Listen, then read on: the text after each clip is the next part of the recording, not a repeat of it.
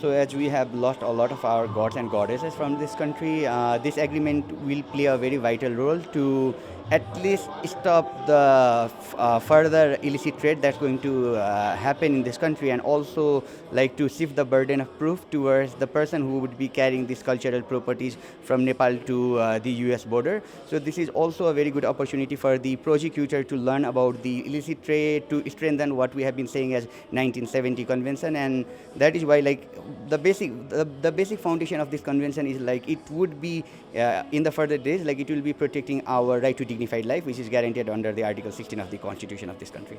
I think one of the biggest reasons to why this should help is most of the artifacts that have been returned to Nepal, they've been mostly through diplomatic channels. And this particular US and Nepal agreement makes the process much easier because we signed the agreement one. And also the other part is the world knows that Nepal is also asking for our stolen gods back home.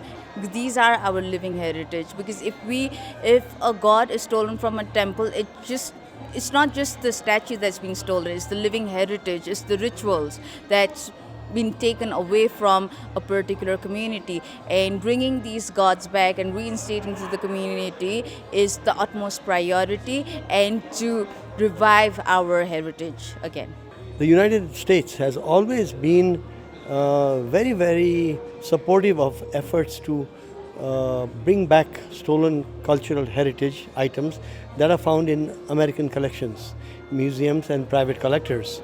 And we've always been fortunate to find that attitude in the US Embassy in Kathmandu and in the State Department, and of course supportive embassies of Nepal in Washington DC and the Foreign Ministry in Nepal. However, this agreement that has been signed today actually supports and makes easier the efforts to bring back stolen cultural property that are from Nepal, that have been looted, and they find themselves in Western collections, American collections. It's important for Nepalese people because it's not only the object, it's like a living object.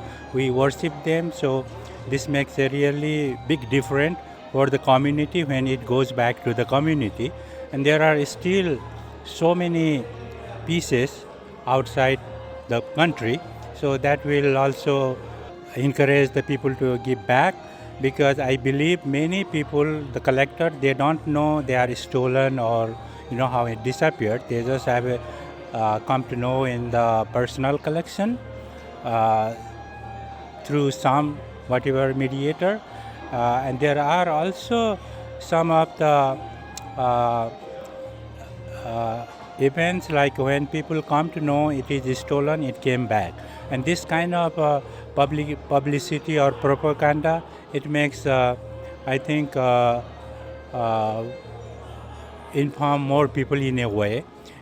So I believe it's a very good thing for the country too.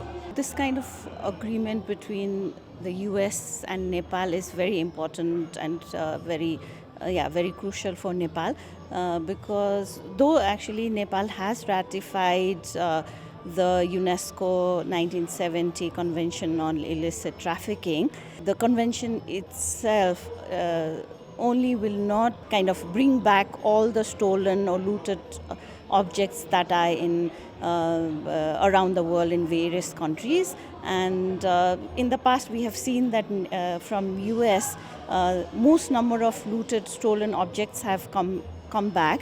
That's because Nepal has signed the 1970 Convention on Illicit Trafficking, but this kind of agreement with the US, that will help support Nepal to bring back more objects from the US. This kind of ceremony is actually a very much needed program in context of Nepal also, where our cultural heritage and those sort of things, where arts and artifacts are not well preserved or well known. In that terms, it is very good signing ceremony.